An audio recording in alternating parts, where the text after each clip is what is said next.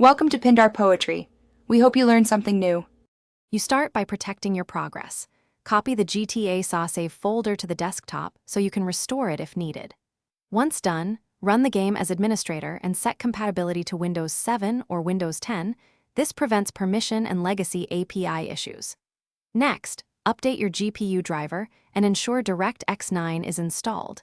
These handle rendering calls that often cause crashes. Make sure your PC has at least 4 GB RAM. Lower hardware can trigger instability. Now you deal with complexity. Mods and ASI loaders frequently break the game, so remove them and test the vanilla executable.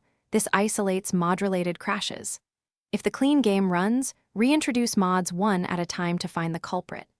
Meanwhile, lower resolution and draw distance and enable VSync or cap at 60 FPS to reduce GPU spikes. This often stops sudden freezes.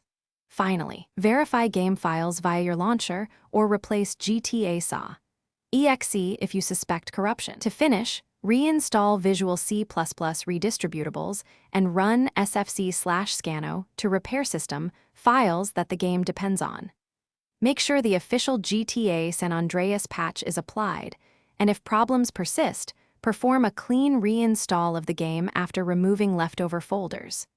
If you still see crashes, open Event Viewer, find the error entry, and note the faulting module.